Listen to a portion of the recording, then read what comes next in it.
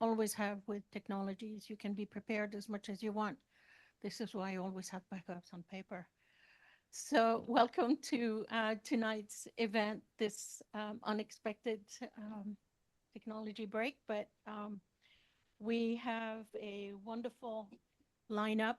We have a wonderful lineup for you this evening. I really would love to thank Livable Sunnyvale. Without them, there is absolutely no way I could host this hybrid meeting. Also, a big thank you to Sunnyvale Community Services for giving us this room. Without it, there is no way we could have hosted this event. So without further ado, I would like to introduce you to Livable Sunnyvale, Agnes Weiss, and she will talk a little bit about Livable Sunnyvale, and then we will kick in with our wonderful panel. I think.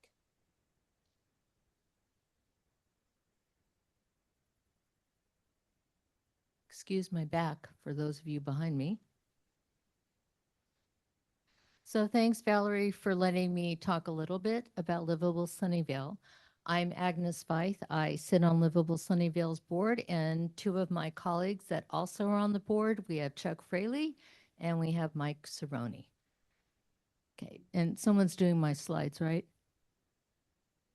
Valerie, someone's, okay.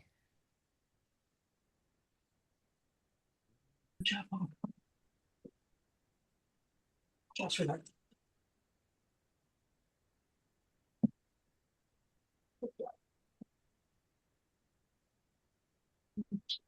Okay, thank you. You can go on to the next, please. No, I think you missed one. So our purpose is to promote a livable, sustainable city with affordable housing and transportation solutions for all members of our community through education, outreach, and advocacy. If I could only talk, and I'm going to talk about that in a little bit. Next slide, please.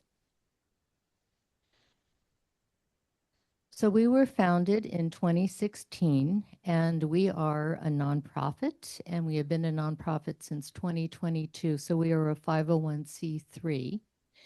And the work that we do to meet the purpose that I just read, we refer to as pillars. So they are the overarching categories that we work within. So equity runs through all of the work that we do. Another pillar is housing, sustainability, and transportation. The equity? So we haven't continued to advocate for all of the areas listed here, and there's many more as well. I'm not going to talk about all of them, but I'm just going to bring up a few. Minimum wage is one of the first things that Livable Sunnyvale started advocating for. And at that time, it was for a situation referred to as wage theft, where an employer is not paying their employees minimum wage. So what Livable Sunnyvale members did was to demonstrate and protest in front of the restaurant that was not paying minimum wage. And eventually, I believe the employees were granted the right to sue the restaurant owners. Another thing that we have worked on is increased retail throughout Sunnyvale. The Village Center on Duane that I'm sure you know about, Fair Oaks Plaza. We've been working with a group of residents who wanted to make sure that we keep as much retail there as possible. Safe parking is extremely important right now within Sunnyvale. The county conducts what's referred to as a point-in-time count. It's also called the PIT count. And in the 2025 PIT count, it was discovered that over 70% of our unhoused residents are living in either their personal vehicle or an RV. So what safe parking refers to is a place that a city has designated for these individuals to park for long periods of time, so they aren't moving their vehicles from one place to another within the city. And it's also literally a safe place for them to be. Move Mountain View has a safe parking site that you may have seen near Shoreline, and the first city in the state of California to implement safe parking was Santa Barbara. So the individuals from Move Mountain View had gone down to Santa Barbara to see how they administered their safe parking and emulated their work. We've also worked with Sunnyvale Equity and Education to help school transportation for our residents that were living in North Sunnyvale to the various schools throughout Sunnyvale. We have advocated for what's referred to as guaranteed basic income, which would provide residents with a certain amount of money every month. It was quite successful in Stockton. We tried to do that here in Sunnyvale, but unfortunately, council decided that that's not something they wanted to implement. And last but not least is the housing element, which is I refer to affectionately as a gift that keeps on giving because we always seem to be talking about it. And a housing element is a document that all cities in the state of California are required to complete and have certified by the state of California. And the housing element talks to how many units a city needs to permit within the 8-year period of time covered by the housing element. So you should hold on to your chairs because the city of Sunnyvale is supposed to permit more than 11,000 units within this 8-year period of time. Yes, we can all laugh at that because we all know that that is kind of like the impossible dream. Unfortunately, for the state of California, the housing element has been implemented any teeth attached to it. So that's one of the reasons, in my humble opinion, that we have the housing issues we have now, because we were told, cities were told to permit for certain units, they didn't, and then nothing happened to them. So we were intimately involved in helping the city write the housing element. We made suggestions to where housing could be built. And we also spoke with the reviewer for the state of California and advocated for what Sunnyvale had written in their housing element.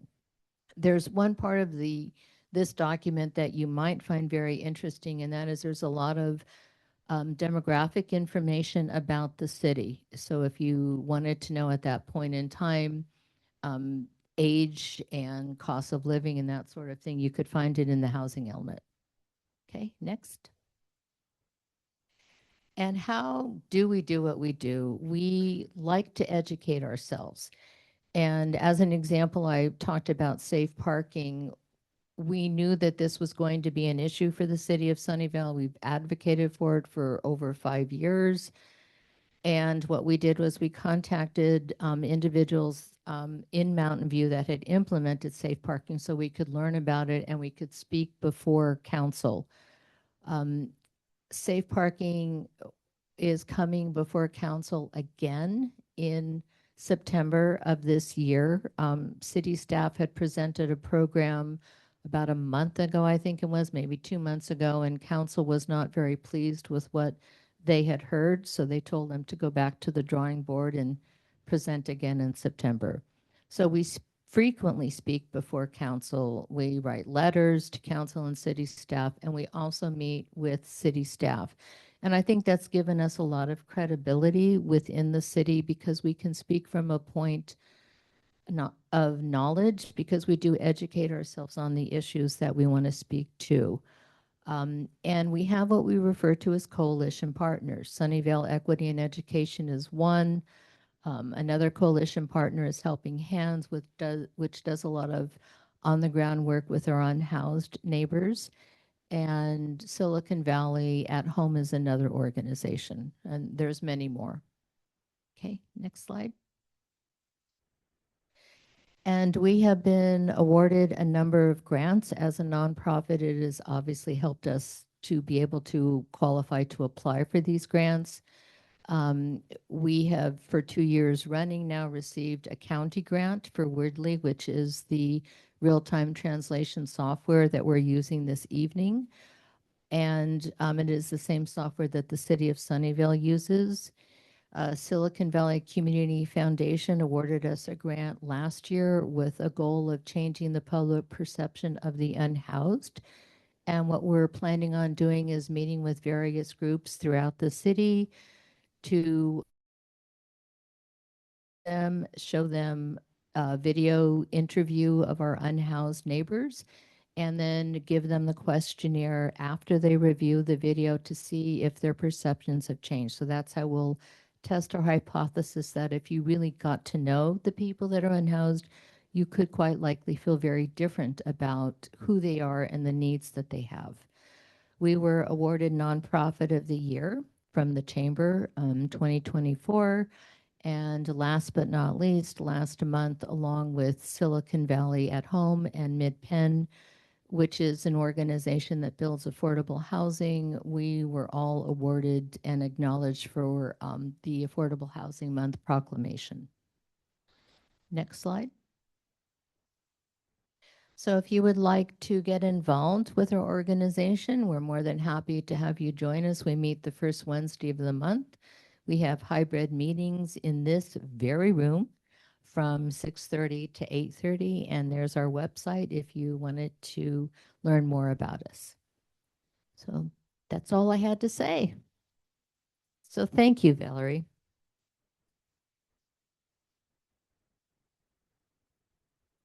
Thank you very much. The next group of people are from the city. So you're going to hear from these two young ladies over here, Rhea and Madeleine, and you're going to tell us all about what the city is planning for us. All right, good evening, everyone. My name is Madeleine Kerr. I'm an environmental programs manager for the city of Sunnyvale in our environmental services department. I work on sustainability and our climate action playbook, implementing that. And I'm here with Rhea, who's a colleague of mine, and we're going to talk about building electrification along with the rest of the panel here for you tonight. Next slide, please. So at the city, we're going to cover the climate and health drivers for building electrification, some of the regulations that we're starting to see pop up in the state, regional, and local levels. And then Rhea will go over some of the Sunnyvale strategies and campaigns that we have going on to support this work. Next slide. And next slide. So when I say building electrification or building decarbonization, what we're talking about is removing natural gas from buildings as a fuel source, right? So we get power from either electricity or we get power from natural gas, right? We might have heat from natural gas to cook our food or warm our water. And so when throughout the natural gas system, right, when it's distributed throughout our United States and then gets into our home, there's a lot of air pollutants that are released along the way. Our distribution system's old, it's got cracks, and there's a lot of leaking. We have a methane leaking from the pipes that's estimated to be about the total methane emissions. So when you're looking at greenhouse gases and the impact on climate change, that's a really significant contribution there. By the time it gets to our home, we burn it, and it's usually through combustion. And then there's a lot of byproducts from that. So when we burn natural gas, there's a number of different pollutants that are a product of that. And if you go to the next slide, I know there's a lot of big acronyms there. This just details out all of those different pollutants that we get from that, right? So what the climate impacts are and what the health impacts are. The one that I really want to talk about and focus your attention on is nitrogen dioxide, so NO2. That is a respiratory irritant. We know it increases asthma risk in children and increases the risk for asthma attacks. And that's a direct byproduct of burning natural gas or methane. The research in the last 5 to 10 years has really shown that a significant portion of nitrogen dioxide pollution in our air is coming from our building appliances. So from our cooking and our heating of our water or heating of our air for our furnace. And so in response to that, we're starting to see regulations pop up to try to ensure that health risk is gotten under control. The other piece of this is that once nitrogen dioxide gets out into our air, it reacts with other things in our air to form ozone and smog, which we know are also very bad for our health. If you go to the next slide. So this, again, what's really driving a lot of the regulation that we're seeing. Next slide. So we're seeing regulation pop up at the state level, the regional level, and the local level. The state of California is considering a nitrous oxide standard for equipment, very similar to what our air district in the Bay Area has already adopted. So the Bay Area Air District has adopted a rule to limit the water heater and furnaces, what they pollute.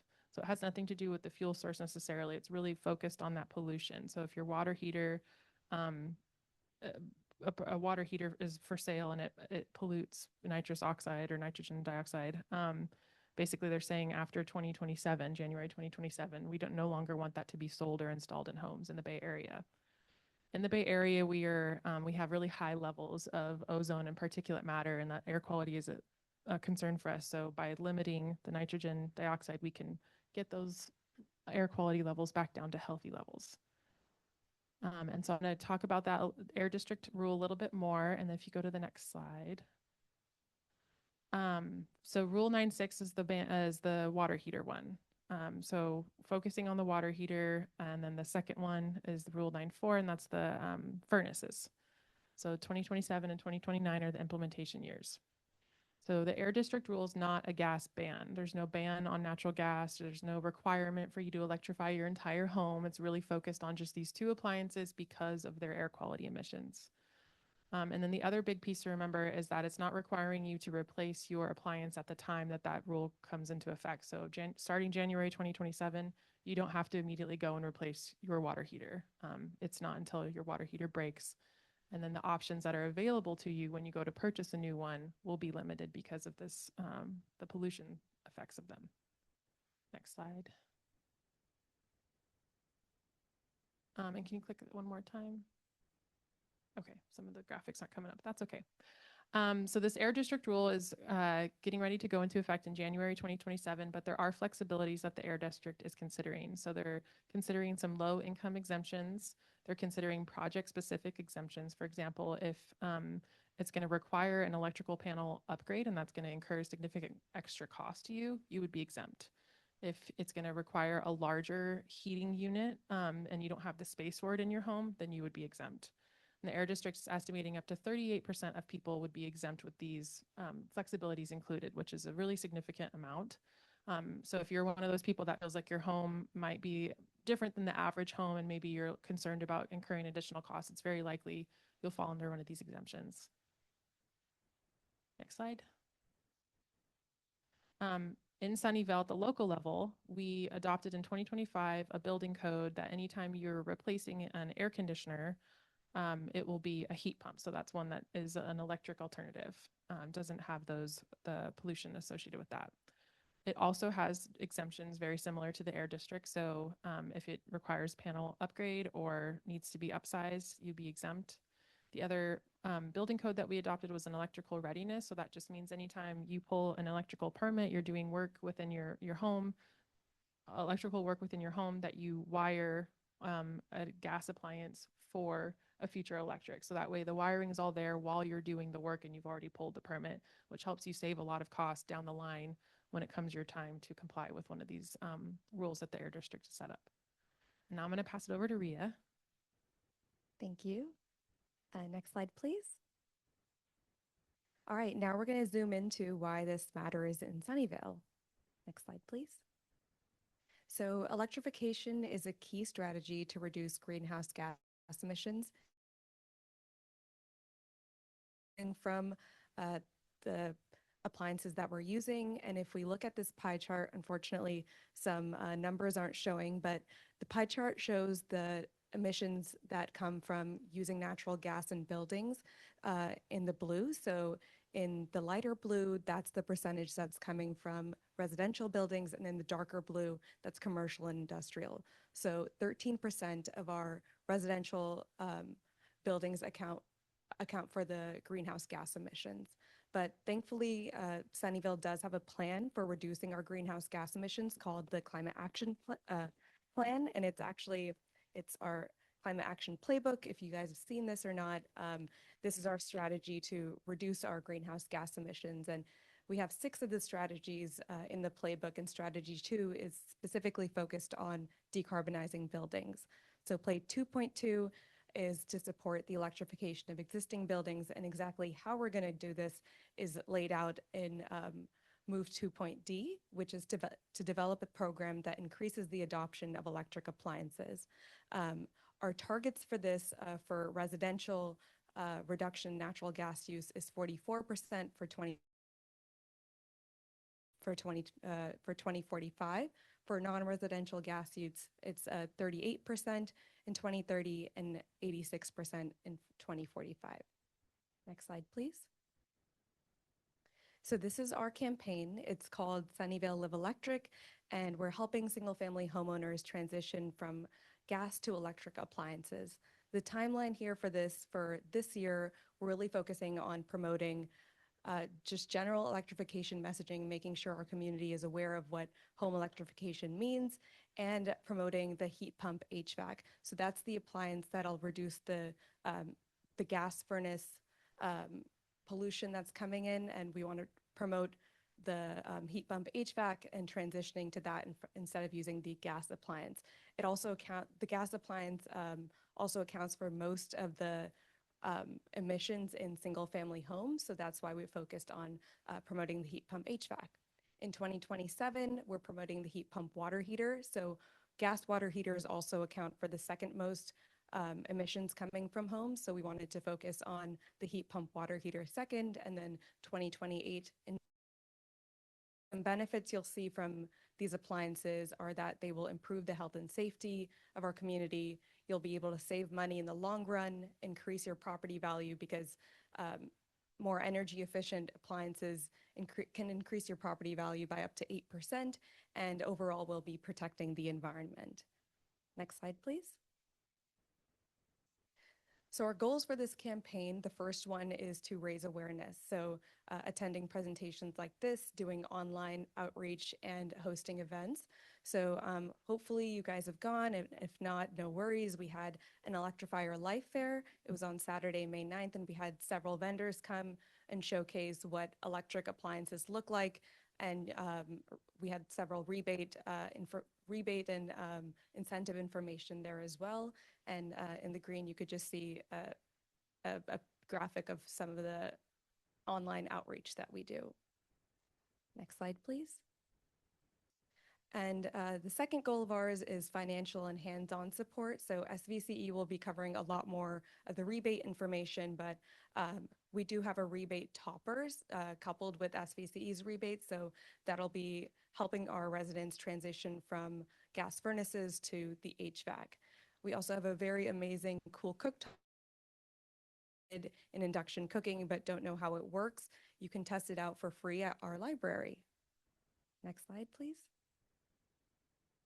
And the third and most important goal for us is to create impact, really have our residents and help them transition over to those electric appliances, because we do care about the health and livability of our residents. That's our overall goal. So to get some more information, learn more about what electrifying your home means and how to take the next steps, we have a webpage developed. So you can go to sunnyvale.ca.gov and search Electrify Your Home to learn more. Next slide, please. Thank you. Just want to pause before we go. Does anybody have any questions in this room? And then we'll ask people online also if they have any questions. Let me walk over.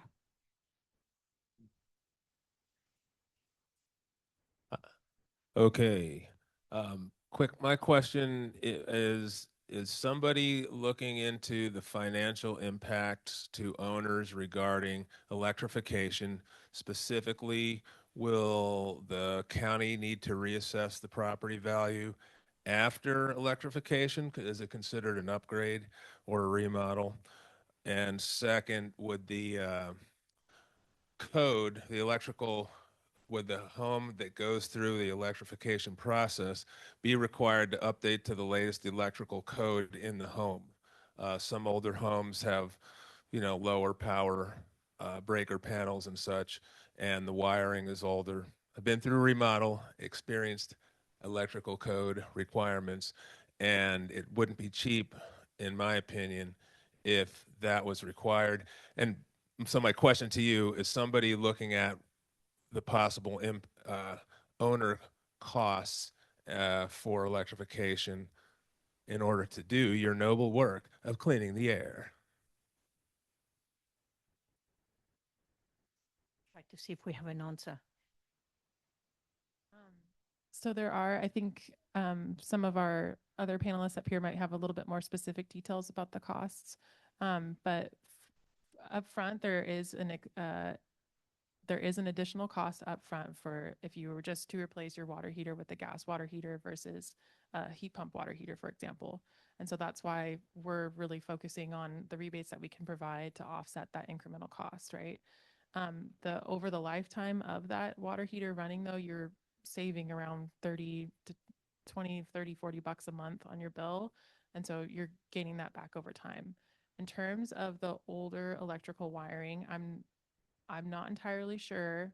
But if you're pulling an electrical permit to do any work, I would assume that that would be part of the process, is that needs to be upgraded. And so some of those like increment triggers for flexibilities, correct, right? So if the project is going to increase a lot of cost to you, right, the upgrading of a panel or changing the space, what they're trying to do there is, if it's going to incur a lot of additional cost beyond just what the difference between the two is, that you would be exempt. And so there's room for flexibility in there that we're still working through. So Sunnyvale's REACH code for the AC to heat pump was adopted in 2025, but it's not currently being enforced because we're doing this engagement and outreach to kind of collect feedback. And then I'll see if any other panel members have answers that they want to add, but. Regarding bringing existing wiring up to code. So I'm Chadwick, I'm an electrician. I'll talk more about that in a few minutes. So just hang tight for the remainder of that question. Tufik, you had a question.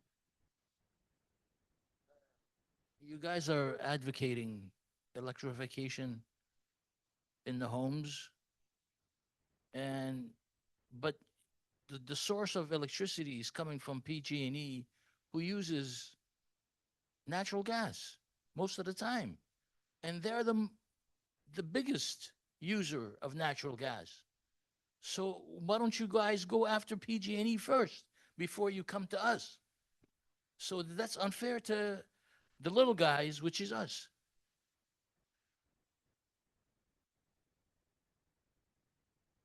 I feel like the Q&A is, we're going to have a lot of these questions answered, but I'm with Silicon Valley Clean Energy. We actually provide 100% clean energy to the city of Sunnyvale and the majority of Santa Clara County. So the electricity source, how your power is made, is not coming predominantly from natural gas. It is coming from renewable and clean sources. And this is a statewide transition where especially on a nice sunny spring day, you can look at the California Independent System Operators webpage and see what exactly is powering the grid at that exact moment. And it's like 75+% renewable energy. So California really is leading the way in terms of clean energy as the source of how our electricity is made.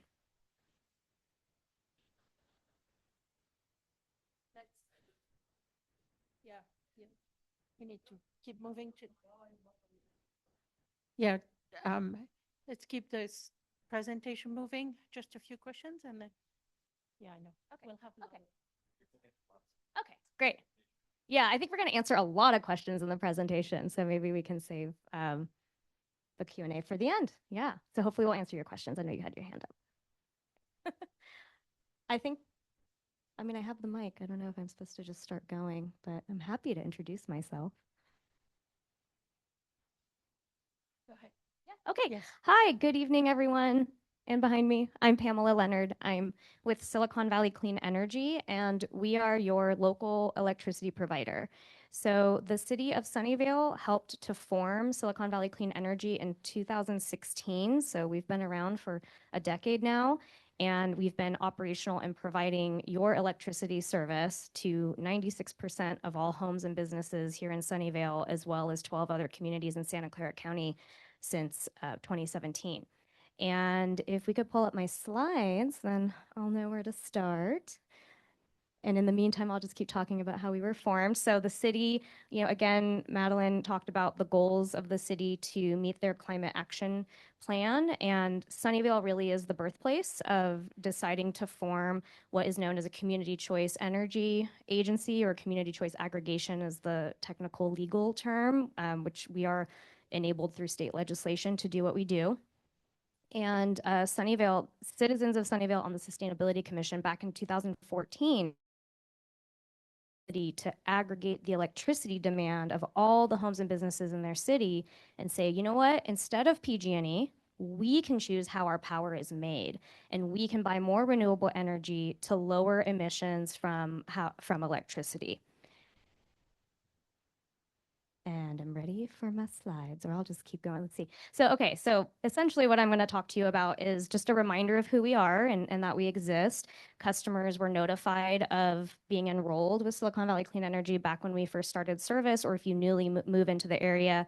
And customers benefit from cleaner power, lower rates, and community reinvestment, since we are not for profit. So the portion of your electricity bill, it's just the electric generation portion, so how your power is made. That's about 20% of your overall bill. You still get a bill from PG&E. PG&E is still responsible for the poles and wires. So if you see a downed power line, you still call PG&E. We'll call 911 first, and then call PG&E. And they're still maintaining the infrastructure. They still read your meter. You still get a single bill from PG&E, but Silicon Valley Clean Energy is a line item on your bill for your electric generation service. Again, how your power is made, and it's not an added charge. It is replacing that service that PG&E used to provide before you had a choice, an electricity provider, because before you didn't have an option. So I heard that I was invited to tell you to like show me the money. Okay, that's what I'm here for tonight. We do have a lot of rebates. So getting back to the benefits of Silicon Valley Clean Energy, we as we really invest back into our customers. And so you can go ahead to, let's just skip ahead. I basically covered the beginning here. I'll tell you about the rebates we have. Again, yes, this is what customers receive with us. It's that clean energy, competitive rates, and these offers and services I'll talk about. And ultimately the goal is to move away from fossil fuels so that we have a safer and healthier region. Something I'll just add to what Madeline shared is that the air district rules, something that really struck me is that our air basin, the San Jose, San Francisco, Oakland, just as an air basin, is out of compliance. They are responsible for being in compliance for pollution levels. We're out of compliance. There was a report as well that the American Lung Association put out that said that based on a certain particulate matter year round, we're the 6th most. So I just wanted to share that. Okay, you can go to the next slide. We're locally governed, so we're a joint powers agency. I mentioned Sunnyvale is our birthplace. Mayor Klein currently serves as our board chair this year. And so there is one elected representative from each of the city or town councils in our service area, as well as a county supervisor, also a Sunnyvale resident, Otto Lee, serves on our board. And these folks are appointed to serve and guide our transparent and open governance. You can go to the next slide. So I described this without the visual. So now here's the visual. Again, I like to describe it as we're the chefs now. We are in charge of sourcing the ingredients that are all natural and organic and good for you for your power sources. And then PG&E is the waiters that bring it to your table. They're also the bussers who clean your table. And then again, I talked about the benefits that you receive locally. So we can go to the next slide. We have some real impact. Like I said, we're coming up on 10 years of service. So all of our customers in our 9 years that we've actively been serving customers have saved $203 million in on-bill savings. That's money that has stayed in the community. And again, another $135 million that our board has set aside to offer back to our community through grants, scholarships, and then the rebate programs that I'll cover. And we've made a lot of progress in contracting for we are driving new renewable energy build in California, and really you can see the impressive numbers there. And thousands of customers, maybe some folks in this room, have already taken advantage of the rebates that we've been providing. Next slide, please. Okay, so getting to the money part. Next slide. Oh, okay. I thought I was gonna drive, so I had all kinds of crazy animations. So sorry. If you can just hit the slide one more time, and maybe one more time. No, sorry, go back one. Sorry. Okay, so there's a lot of numbers. So I wanted to first focus on if you're looking to upgrade from gas to an efficient heat pump water heater, which a heat pump water heater uses heat pump technology to heat more efficiently your water. What it does is it's moving heat from the ambient air around it to heat your water versus combusting of fuel.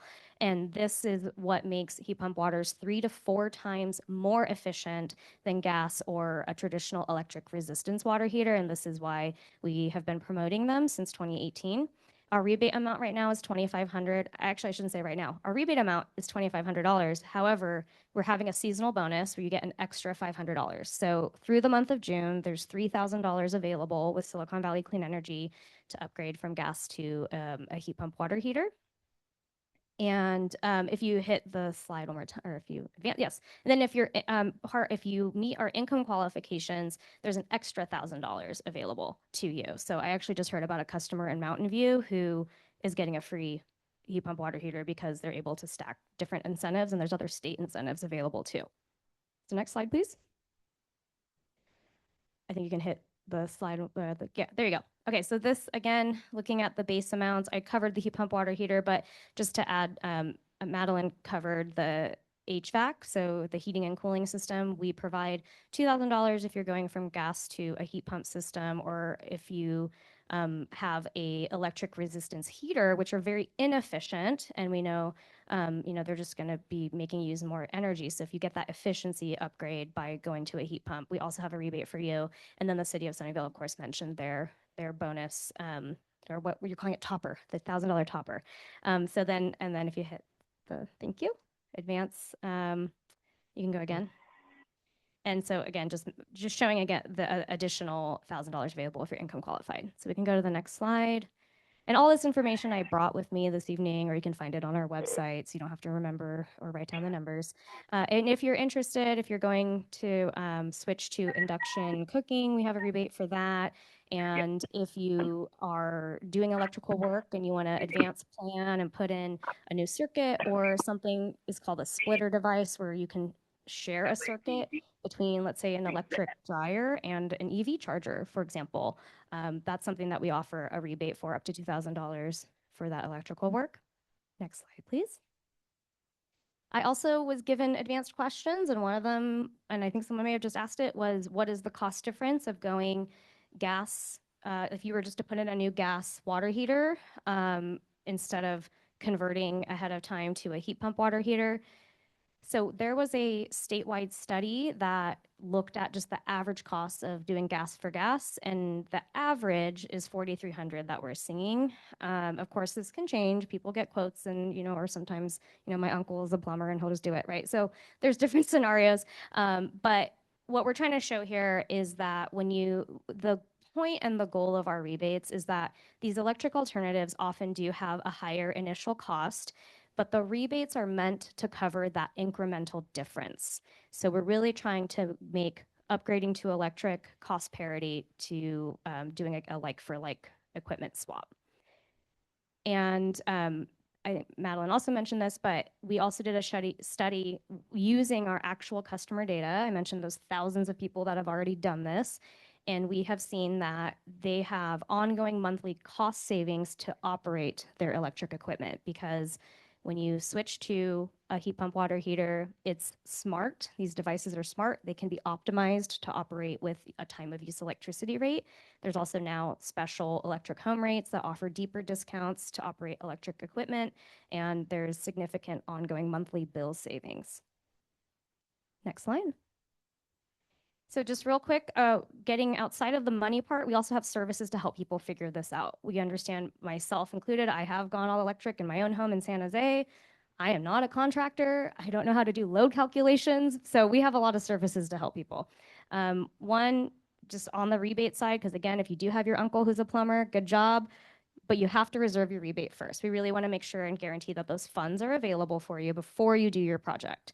So reserve your rebate, and then you can go forward with doing your project and just making sure you're getting permits and submitting your claim, and then we'll mail you a check.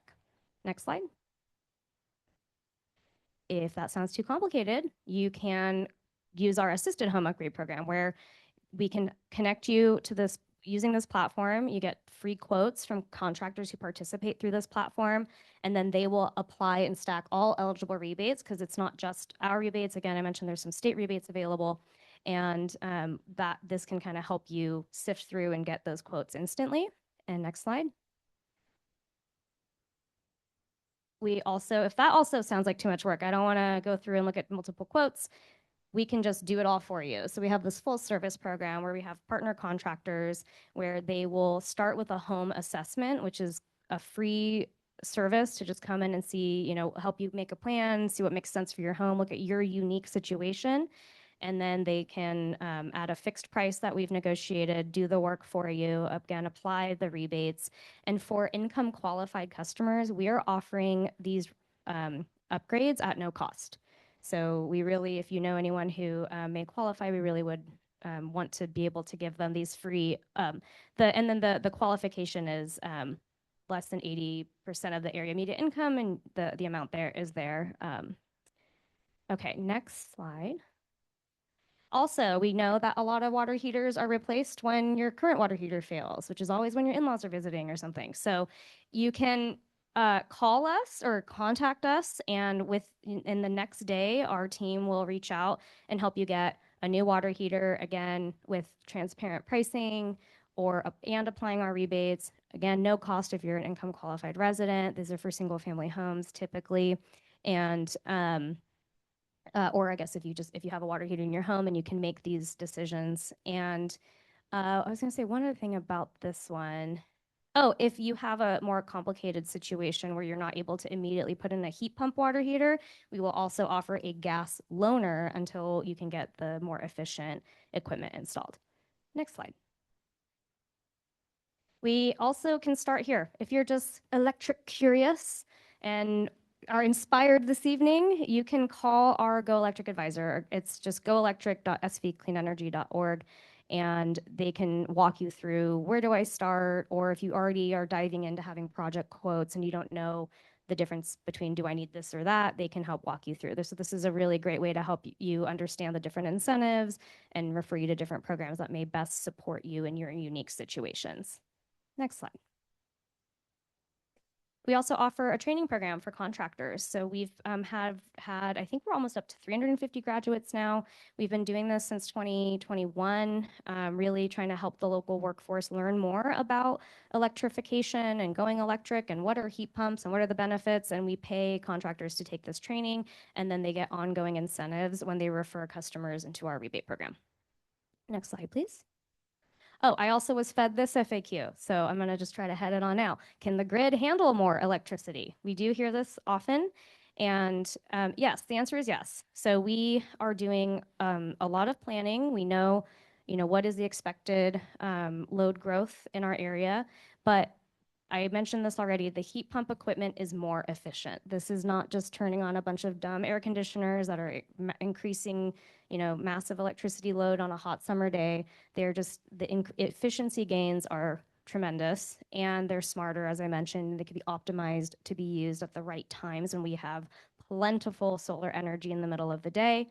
And so, like I said, we're always planning for this, and ultimately we do have a grid operator in California who ensures that there is sufficient backup resources. So just wanted to head off that question because someone told me to ask it or to answer it right away.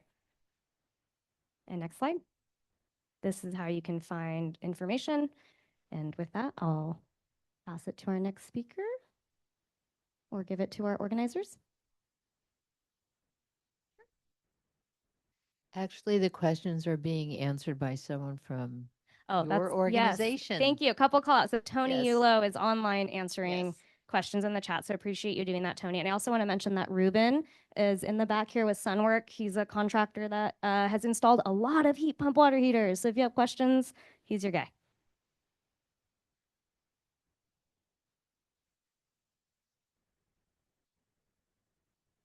Good evening. My name is Chadwick. I'm with Shade Power.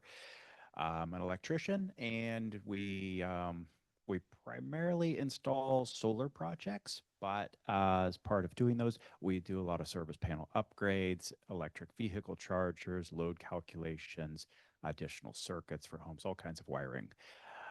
And so the most common question that comes up with electrifying a home has to do with how much instantaneous power will the home need.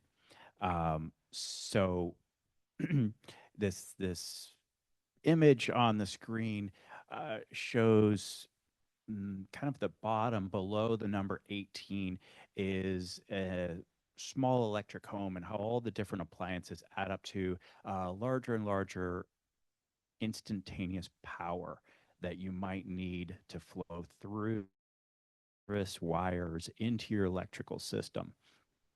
And so you've got your basic things like outlets and lights in your refrigerator. They're kind of always running. And then you've got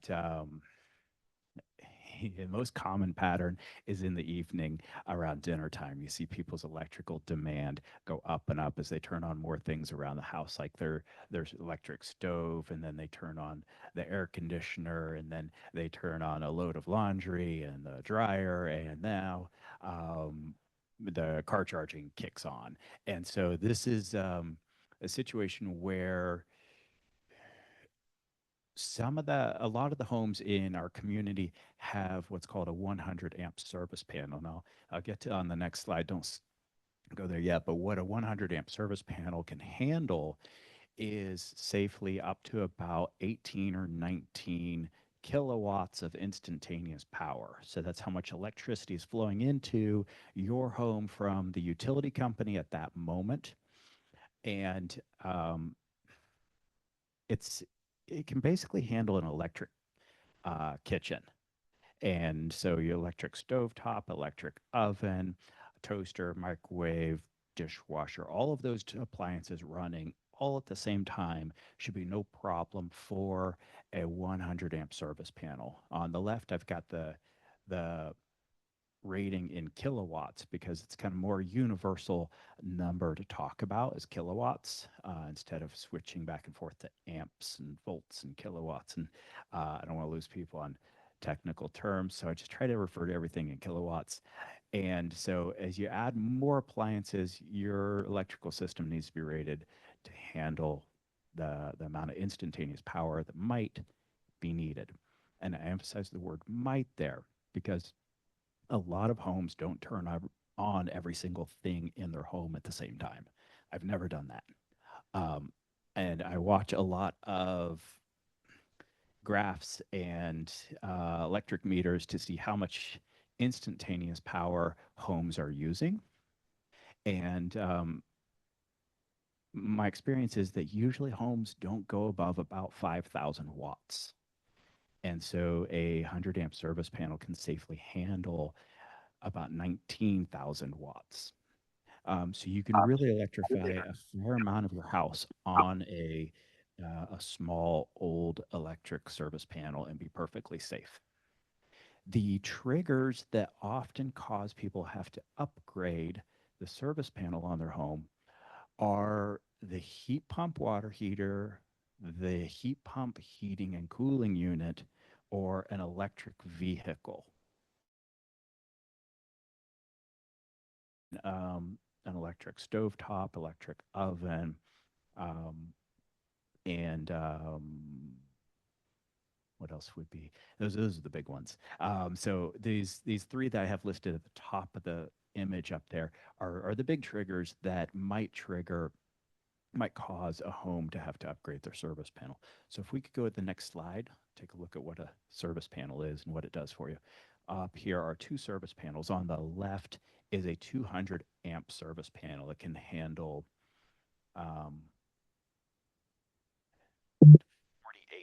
48 kilowatts of energy. And on the right is a 100 amp service panel that can handle 24 kilowatts of energy. And the kind of northern Sunnyvale community, there's a lot of these 100 amp service panels. There are a few of them out there that are just not well made, and they were installed in the 60s, and they should be replaced for safety reasons. But that's to be kind of taken on a case by case basis. When you're talking about getting some work done on your home from a contractor, they should know which ones are the reputable service panels and which ones are a safety threat, and can advise homeowners right then. Now, the service panel, what it does is it limits how much energy flows into your home from the utility company. The wires coming into your home are rated for a certain amount of electricity, either 24,000 watts or 48,000 watts. And if your home started to pull more electricity than that, there is a breaker, which is a magnetic switch in there that will open up and it'll turn off the flow of electricity so that you do not melt the electrical wires. And then there's many smaller breakers in there which do the same thing. They protect each wire in your home. If a circuit should be drawing too much energy, like let's say you plug an electric car charger into a wall outlet and it pulls way too much electricity, those wires could either melt or trip a breaker. So obviously trip a breaker is what you want, and that's what this service panel will do for you. If you could flip to the next slide, please. So service panel upgrades are often around $3,500 to $6,000, and so if your home needs one of those and is a prohibitive amount of money, there are workarounds you can look at for making a safe electrical situation while adding electric heat pump water heaters, electric vehicle chargers, or heating and cooling. Now, a more complicated situation is when the service wires are underground, because when you upgrade your service panel, you upgrade the wires that go back to PG&E's transformer. And if those wires are underground, it's getting into a much more expensive project that can easily be over $10,000 to dig a 4 to 5 foot deep trench and dig up the wires that are out there and put in new wires. Can be very, very expensive. And so this is where a new technology, a smart control, might be a really good solution. If you could switch slides. So smart controls, there's many of them out there, and new ones surfacing regularly. Some of the ones that I really like are Simple Switch, which is a type of circuit splitter. You send power into the Simple Switch, and then you can run 2 circuits off of there, for example, dishwasher and garbage disposal. And when energy usage into the home is approaching an unsafe level, it will turn off those circuits. So for example, you could hook up an electric car charger to this, and then you keep your 100 amp service panel, your 24 kilowatt service panel. If your home's ever approaching 19 kilowatts of energy, this will turn off your electric car charging. And the same concept could be used for a heating and cooling unit or your water heating. As soon as your electrical demand in the house goes down, it turns those circuits back on. A little more complicated, but sometimes useful, is a smart panel. Leviton makes them, along with Span. I think there's some other manufacturer making them. And they kind of do the same thing. They'll have select circuits that can automatically turn off and can turn back on. They give you some novelty options to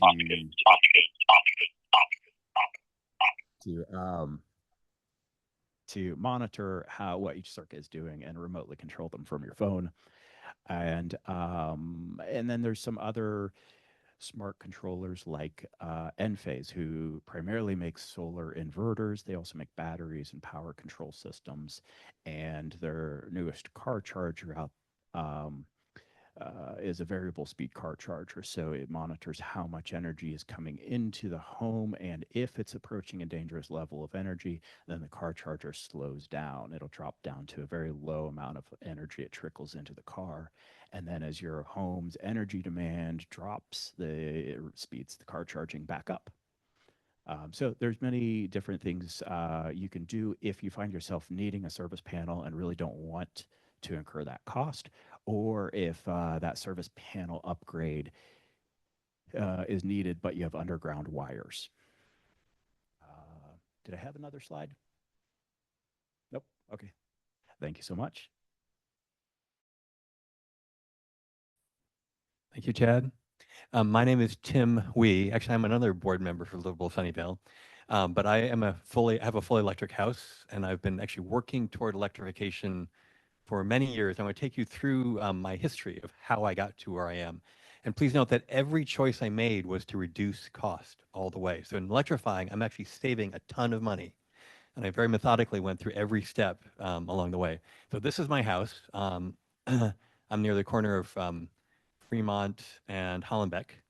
That's my house. It's got solar panels on top.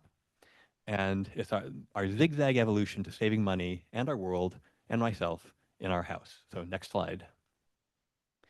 So back when we purchased the house in 1996, it came with an electric clothes dryer already, an electric range, and good insulation. At the time we purchased it, rather than buying fossil fuel lawnmower, et cetera, I got an electric mower, an electric hedge trimmer, electric string trimmer, electric chainsaw, electric blower, and I put 2 outlets, one in the front and one in the back, so I do everything by electricity. I used to do a lot of yard work as pre-college, during college, and I have to admit, I hate gasoline and having to deal with oil. It's messy, it's smelly, and I learned how to repair engines, and that's messy and smelly, and I just wanted to make it all electric. And these appliances that I got then, these I'm still using the same ones today that I got back, 30 years ago. They last a long time, and that's saving me quite a bit of money. It's a little less inconvenient. These all are plug-in, but it works pretty well. Next slide. Yep, I've got cords. I get used to pulling them around. In 97, we actually got a stone-coated metal tile roof, and that's not electrification, but it was for efficiency. That roof lasts a really long time, 40 to 70 years, 2 to 3 times as long as asphalt. And I'll come back to why that was actually an interesting choice for me later when I got solar. We also put double pane windows, again, improving efficiency and also making our house much quieter. We back up on Fremont. We're getting a lot of traffic noise. Putting the double pane windows reduced our heating, cooling, and we also got very quiet inside. We didn't hear the outside traffic noise anymore. Next, and yes, efficiency, saving energy is one really good move you can make to just save yourself a lot of money and make your house more comfortable. 2003, we did a bathroom remodel. We put an electric floor heat on the floor on a timer so that our toes would be toasty in the morning rather than hitting cold tile. Our tile would be pre-warmed overnight just at the right time. So when you wake up, we'd get on a nice warm floor, which is really nice. We did have heat lamps put in the bathrooms so we like it warm in the bathroom. We had a on-demand electric recirculating pump installed, which saves money and energy. Normal recirculation pumps often pump water in a circulating loop all the time. That keeps all the hot water warm all the time. That uses a lot of energy, both to heat the water and to move the water. The on-demand one, we have a little button in our each bathroom. We push it. It circulates the hot water to our bathrooms, which are very far from the water heater, until it gets hot at that end. Then it stops. And so usually just once or twice a day, you just push the button and you brush your teeth or something, and then it's hot by the time you want to take a shower. So that saves us money and saves us a lot of water. We do that mainly to save water, but water is money, and moving water. So saving money saves you, saving water saves you money. This one was brass, very durable, very serviceable. It's still running just fine. I did have to service it once because there's a little plastic valve in it, but it turns out that company is very dependable. They sent me a little valve. I replaced it myself, and it's still working. And with our bathroom remodel, we also went with fluorescent lighting and halogen lighting at the time because that was theoretically more efficient. But yeah, next slide. In 2004, we had to redo the kitchen, and we got a smooth top electric range. We didn't have induction at that time, but we had electric before and went to a smooth top, and the smooth top was nice because it was easy to clean. A more fluorescent halogen lighting. At that point, we had to go increase our panel to 200 amps to replace 100 amp, and it was good. The contractor recommended it because we had one of those panels that was not safe to continue using, so that would made our house safer. Also, we got rid of all the carpeting, went with hardwood everywhere. Things, and the carpets were just causing us to sneeze a lot, and we have pets, so hardwood floor is better for that. Not as warm, but really easy to clean. Next slide.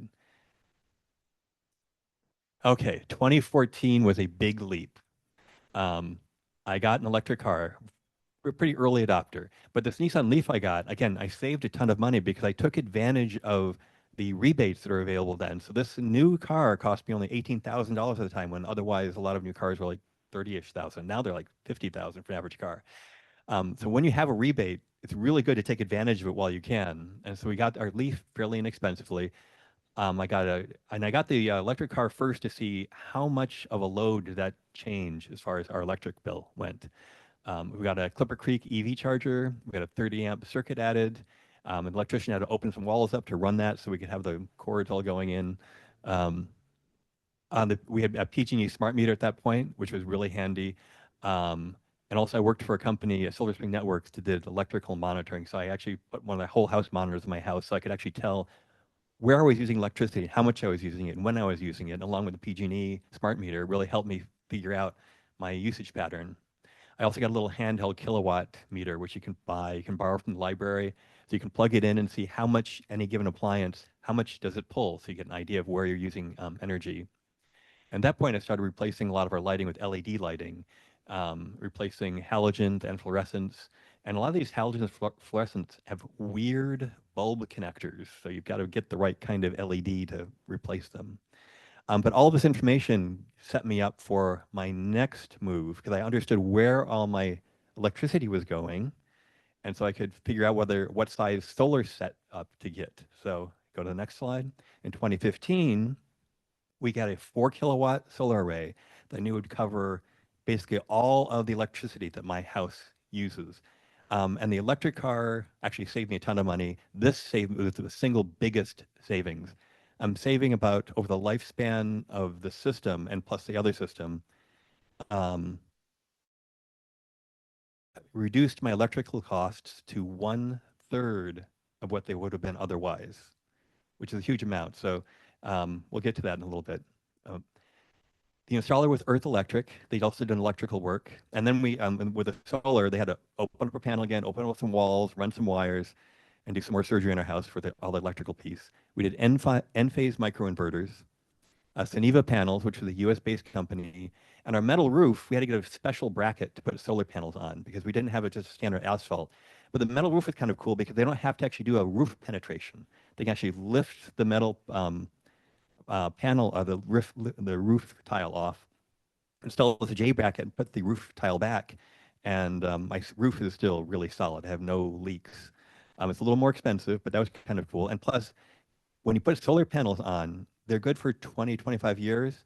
And given when I installed my roof, I knew my roof was still good for a very, very long time. So I wouldn't have to do a roof replacement underneath the solar panels. So when you replace the roof, you'd have to take the solar panels off and then put the solar panels back. If you want to see my option matrix, which you see a picture of there on the right, you can go to zerow.org/house/solar, and you see all of the solar companies I lined up side by side to compare their costs, their longevity, their warranties. And when you pick a contractor, it's really important to get multiple bids. Don't talk just to one or two. I did 4 or 5 or maybe even 6 contractors. They all came up to my house. I interviewed all of them. I got quotes from all of them. I did everything side by side, so I had like-to-like comparison, and that matrix is up there. This is from 2015, so it's a long time ago, but the same process still applies. And I'm really happy I did microinverters also, because later on, I could actually monitor every panel and see exactly what's happening with every panel, so I know that my system's working efficiently. And we'll go to the next slide. This is for that first set of panels. has generated $14,000 worth of electricity over the past 10 years, just that first set. And there's my electrical production from the monitoring system I've got that's part of the end phase microinverters. Next slide. Okay, 2019, I decided to finish making my house fully electric. We still had a gas water heater and we had a gas furnace. The water heater was nearing its end of life. It was hitting about 15 years. I knew, okay, now's about the time to start doing it. Rather than waiting it for it to fail when I'd have to scramble, I said, okay, let's just get rid of the gas water heater. And I planned it all out. And this time, since I knew I wanted to do the HVAC and the water heater and solar, I had the solar company come in first and expand the solar setup. And they actually laid the wiring for the heat pump water heater, because the water heater people wouldn't actually run the wires, but the solar people said we can do the electrical work. The HVAC person said they could do the HVAC work and they could actually install the water heater for me, but they couldn't run for some reason the electrical for the water heater itself. I don't know, go figure. So I was my own general contractor, making sure I sequenced these things. We went with Lundy Solar for the installer, Enphase microinverters again. This time I probably should have stuck with the US panels. We'll get back to that. I did install some less expensive but higher efficiency panels from China. We did have to expand. I needed some sub panels because these days you have to have a breaker for everything. And the amount of breaker space we had in our 200 amp panels wasn't enough. So they put a sub panel in so that all these things could be hooked up. We got the heat pump HVAC from DG Heating and Air Conditioning. There's a Mitsubishi heat pump that I'm very happy with. It's very quiet. Heat pump water heater is a Rheem Performance 50-gallon from Home Depot, actually. I purchased it there, but DG and Heating and Air Conditioning installed it. And we had the natural gas turned off. And this is now we with 4 kilowatts plus the other, we had 8 kilowatts total. And at this time, we're also now in Silicon Valley Clean Energy, so I didn't worry about generating excess electricity, because at the time, Silicon Valley Clean Energy, and it still does, gives me a lot of money back for the excess energy I'm generating. So I'm a little power plant.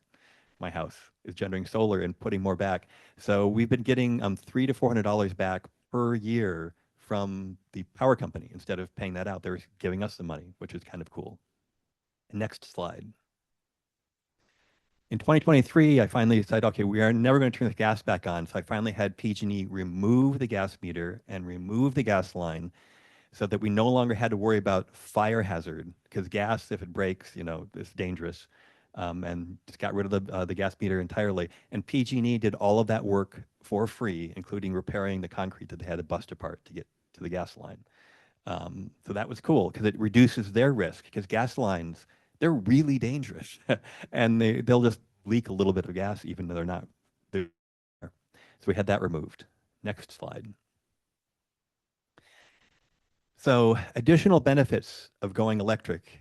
We had a huge money savings, mostly from the solar, but all the efficiency things, the electric yard tools are still working. Our EV is much less expensive to maintain than a regular car because repair bills are almost non-existent.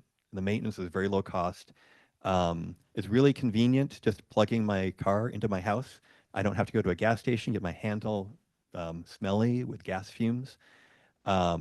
The HVAC is much, much quieter than our old furnace would turn on and would wake people up. I had some visitors come who weren't from Indonesia, which is where my father's from, and they weren't used to this very loud furnace turning on to heat up the house, and now it's just whisper quiet. You don't even notice. It just keeps a great temperature year-round. Having air conditioning now was magical, because in 2020, if you recall the wildfires we had, we could no longer open up the windows. Normally, to cool our house, we just open them up at night and close them during the day, and our house would stay cool. But during those wildfires, it was really hot at night, and it was really smoky, and we didn't want to even open up the windows. Got the air conditioning, reduced fire risk, cleaner air inside and out.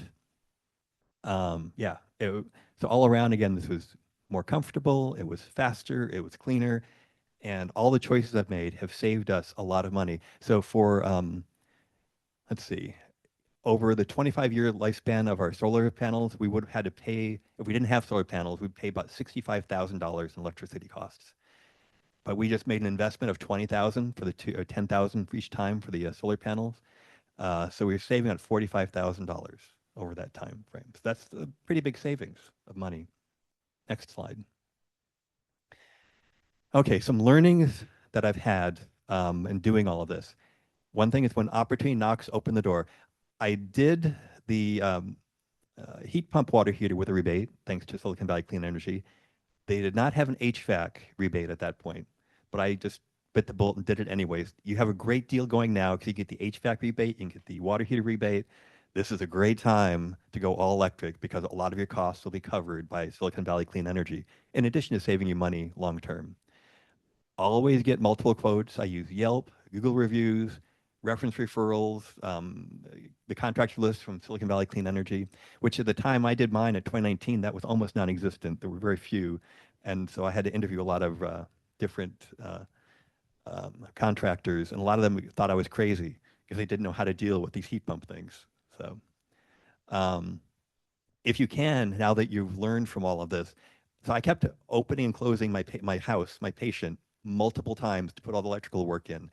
Now you can plan things out so you can make all the electrical changes sort of more all at once and not have to be running new electrical lines all the time and changing your panel around. That will be helped. So batch and sequence your changes now that you can plan for them. I was feeling my way out because other people hadn't done what I'd done yet. Um, let's see, for my solar panels, the US panels from Sediva, they're a company that was based in Georgia, those have stayed pretty efficient and are still working fine. In 2019 set of panels from China, 3 of the 12 or so 14 panels we installed have actually partly failed. I've chosen not to replace them because they're still partly working, but now they're actually, even though they were higher efficiency at the beginning, now they're actually still creating about as much electricity as my older panels are, which none of them have failed. So it's hard to know which ones are going to really work long term. But that's just something to look into. N-phase microinverters I really like because they helped me diagnose the panel issue that I was having with the second set, because I could monitor every single panel separately with these microinverters. So I knew exactly what was happening.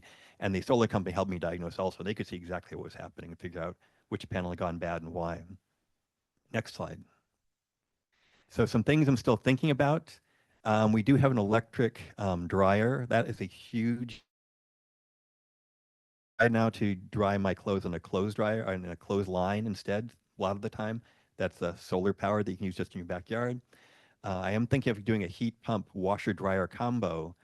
My son in Finland got one of these. It's really cool because you just put your clothes in, it washes them, then it dries them. It uses very little energy, and they just pop out and they're done.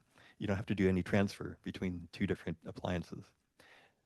Yeah, no, it doesn't not fold them. Yeah, that'd be cool.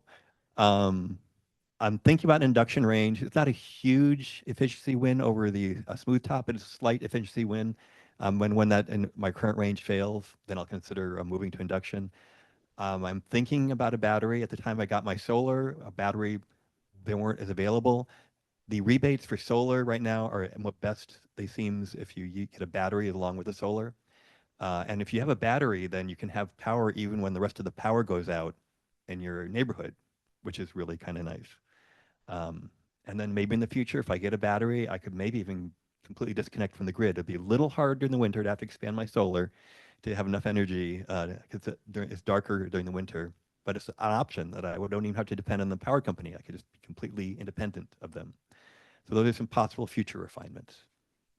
And I think that's, keep going, one more. So I do everything I do to save our planet for our kids because I want to keep it nice and beautiful and green. And if you want to learn more about what I do beyond just the electrical efficiency, next slide, you can go to my website, zerow.org. I'm zero waste in every way. I bike everywhere. I reduce my trash a lot. I reduce my water use a lot. Everything, again, is saving a lot of money along the way and allowed me to retire earlier than I would have otherwise by being more efficient. Thanks very much. I think we're on to Q&A now.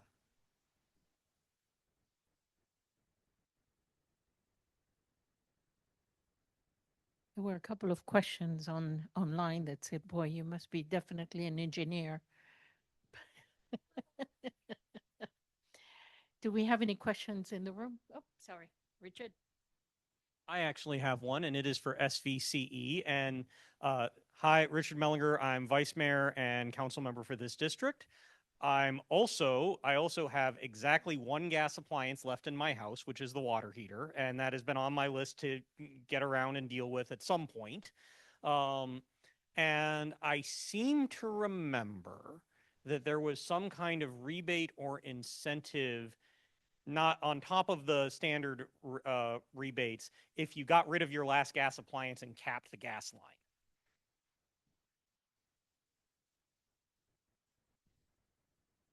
Yeah, I think the rebate you are thinking of is the California Energy Smart Homes rebate. This is actually a state-funded program. You would have to check and see if there's funding available. I know a couple years ago they ran out of funding and then it was refunded in 2025. So I'm not sure what the status is for 2026, but they gave somewhere upwards of like $5,000 for customers who have gone all electric. I will say it is extensive documentation. I have gone through this with my own home and I needed like a half day off of work to fill out the paperwork.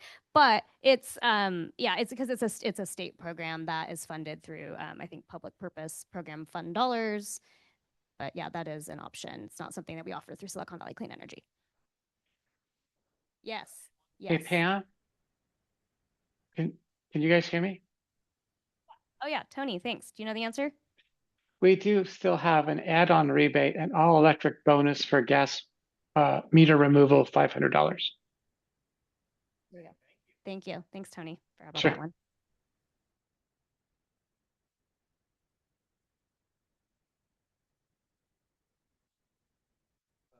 Thank you. And for the gentleman that did all the zero waste, I forgot your name, but I'm fine now. But when did you? I assume you had to get permits for all of that. Oh yeah, but hey, it sounds a lot better when it's one. Yeah. So when I assume you had to get permits for your upgrades on your. Was that true? I'm assuming you did. And did the county come and reassess your property value and your property tax in the process? So at the time of the bathroom remodel and at the time of the other kitchen and rest house remodel, that was definitely reassessment time. At the time I put the solar in, I don't we got permits for everything, but at the time we had ours, there was no reassessment trigger because of the solar and the HVAC change. And we did everything with permits from the city of Sunnyvale. And one last question for Chadwick here. I can read your name from here. When these upgrades go for the electrical, is GFI or GFCI electrical upgrades required? Because a lot of the homes in my neighborhood were built in the 1950s, and if they had to go from 1950s code to 20 whatever code, how extensive, how much impact is there to consider in that situation? Thanks for resurfacing this question. I realized after I handed off the microphone that I did not answer your questions. Right now, to go backwards one question. Right now, installing solar on your home will not trigger a reassessment of your property taxes.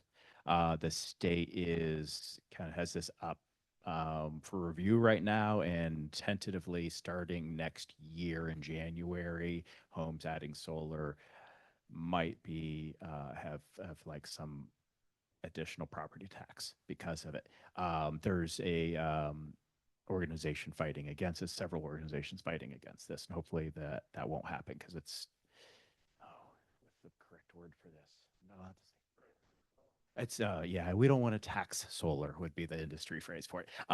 And then regarding the wiring and bringing things up to code, things were installed in the 50s or 60s. Say again? Okay, no third wire ground, knob and tube wiring, and not having arc fault and ground fault breakers. These things don't need brought up to code for adding a new circuit. Like let's say you add a circuit for a water heater, they're only reviewing the circuit for the water heater. However, the service panel, because it wires into the service panel, that make sure you're not going to get in a situation where your home could overload that service panel. So that's why I really talked so much about service panels. That's the part that could get reviewed and trigger a service panel upgrade. There are workarounds for that, as I mentioned, but going back and having to rewire your home is the city is not going to make you do that. You don't need to go and change all your breakers to arc fault or ground fault breakers, or switch out your bathroom receptacles for GFCI receptacles. They're not going to go comb through your home and make sure that everything is up to the new code. They're just looking at the work that has been done and the point where it ties back into your electrical system and making sure that that's all safe.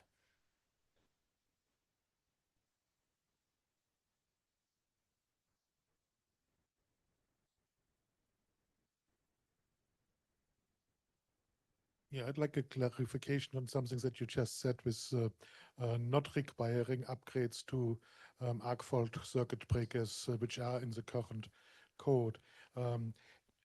Clearly, if you are able to keep the existing service panel, then only the added circuits are falling under the new code requirements. But for everybody that has to upgrade the service panel to add the circuits for the new electric appliances, or to increase from a 100 amp panel to a 200 amp panel, when the service panel is being replaced, all circuits need to be upgraded with appropriate breakers, AFCI or GFCI as applicable. My understanding is that when you replace a service panel,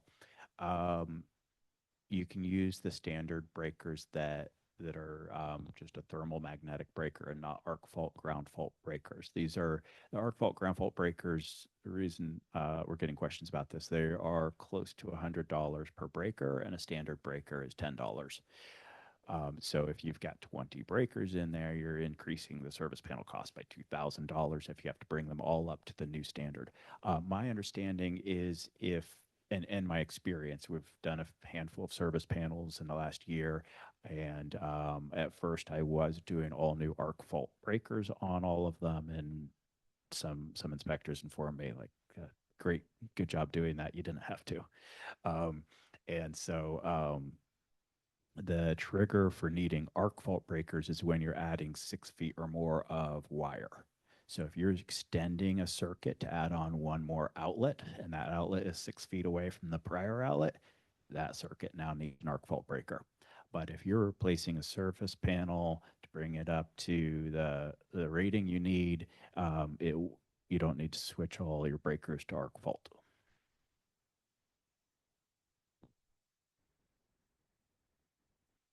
Yeah, hi. I've been listening closely, and I've heard a little bit of numbers massaging and candy coating and some outright contradictions in between what was presented and the material that's here. When I walked in, and it goes to the first question about upgrading your panel, it says, well, you have to upgrade your panel to a 200 amp panel. And it says, in the vast majority of cases, the answer is no. And there's a chart here that shows how you can have a 100 amp panel and have a heat pump, a water heater, a heat pump, a whole home heater, and an EV charger, and everything. You go all electric for 100 amps. But then when Chadwick put something on the screen that said that the 3 things that trigger the necessity to upgrade to a 200 amp panel is a heat pump water heater, a heat pump air conditioner, home heater, and EV charger. So I guess the real answer to the question, upgrade to a 200 amp panel, is in the vast majority of cases, if you already have a 200 amp panel, you don't need to upgrade to a 200 amp panel. Regarding Pamela's, which she had on the screen, about the costs associated for a heat pump water heater, with and without rebates, it could be up to $7,600 with no rebates. But that's if you're not income qualified to use someone else's money to pay for it. But if you are income qualified to use someone else's money to pay for it, it could cost from $0 to $4,300. And you equated that, not you, but the slide equated that to the equivalent of replacing a gas water heater. It does not cost $4,300 to replace a gas water heater. I've done it. I've had it done. It's less than half of that. You can go down and buy a water heater, gas water heater, for $650. And if you want to pay someone $1,000 to do it, it's not $4,300. So I'm seeing contradictions, hearing contradictions, and candy coating and numbers massaging. Yeah, I'm happy to address that. So I'll kind of work my way back. The $4,300 number that was stated on the slide for the average, it's an average cost of a gas water heater installation. That really is, it's from and I think there's just so many variables. Like there's a lot of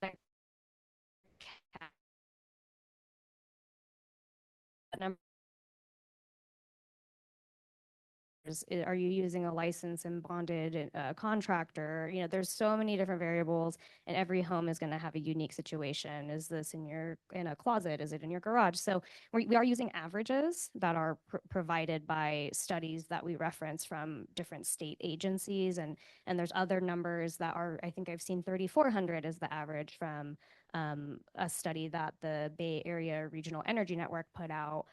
But it wasn't the most recent numbers, so maybe inflation's a part of that. So there are discrepancies for sure, and there are a range. We do look at averages. We are tracking project costs across our service area, and we do see, yeah, the heat pump water heater installation average costs also do have a range. So we are speaking to the averages, so that's kind of why the numbers are the way they are.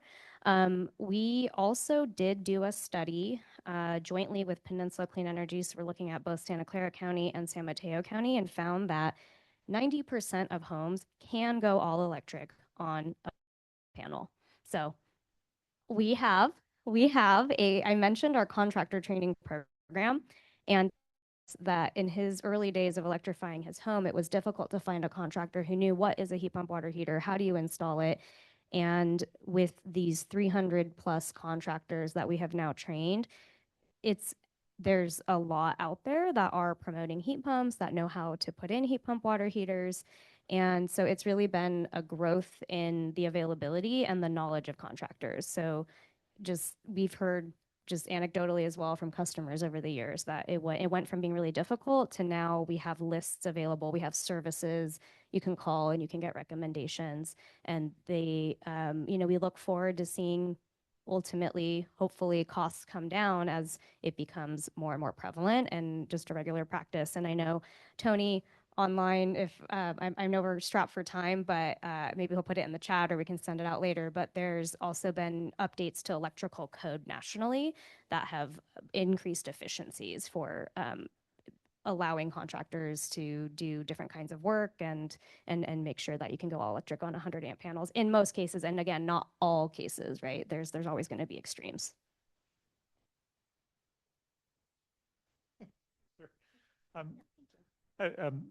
So the company that I work for installs heat pump water heaters, and so I can't really speak to like kind of the broader set of electrification technologies like heat pump based heating and everything. But for the most imminent, we've installed about 275 of those so far, and none of them have required electrical service upgrades to date.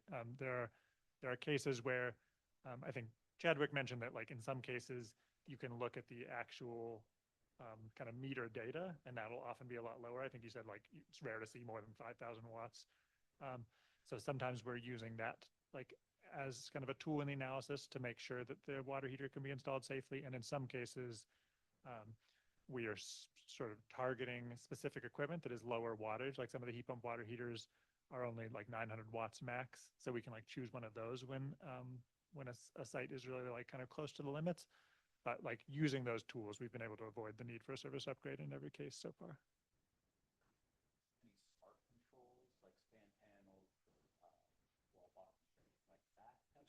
Not so far. Oh yeah, so there was a question about whether for our heat pump water heater projects, these smart controls are a kind of an arrow in our quiver that we've used so far, and we haven't been leaning on those much so far. Mostly just these kind of lower wattage, like 120 volt plug-in heat pump water heaters are kind of our go-to for those challenging scenarios. But I know, for sites that we've worked on where they're trying to like add an EV charger or something that is, that does tend to be like higher wattage and like people people don't generally want just 900 watts of EV charging. Like I know that some of our customers have used that for other technologies for sure. As many of you know and have attended my meetings, I like to be punctual and ending and sending everybody home, but we have one more question in the room. What about all the food places that love gas? Have you talked to them? How do they feel about this? Is it food places? Yeah, Restaurants? Yeah. restaurants that use gas. Sure. I don't know if you all want to take this, but we do offer a rebate program to small and medium businesses. I know of a pizza place in Mountain View that took advantage to electrify their whole kitchen. It is something that is newer technology, but if you watched Great British Baking Show, they use induction. And a lot of other these really fine dining places are moving to induction because they are super precise. You can completely control them. And the benefit to the health of the workers in restaurants, I mean, I've worked on a cooking line myself. I know I've had many lives with all my personal experiences, but there's no heat. They don't put off any heat, and there's no, methane and fumes and toxins as well. And to Tim saying, I don't know if I want induction, I'll just add the flat top electric range. The difference, if you're going, well, what is the difference? When something boils over, you got to scrape it off and get a special polish and all that. Induction, it actually doesn't get hot, so you can just wipe off. It doesn't burn on the surface because it's magnetic and it's not just relying on resistant heat to get so hot that it heats the pan. So it is very interesting. Recommend checking one out at the library. And then I'll just add, there's no requirement to update your induction stove, right? We're just talking about water heaters and furnaces. So we're encouraging electrification for benefits to the climate and health, but there's no requirement. So there's no need to if they're not choosing to yet. Well, that really ends on a very positive note. Thank you very much. For those of you online, thank you for attending. All of you in the room, you've been terrific. Thank you for the great questions and have a wonderful evening.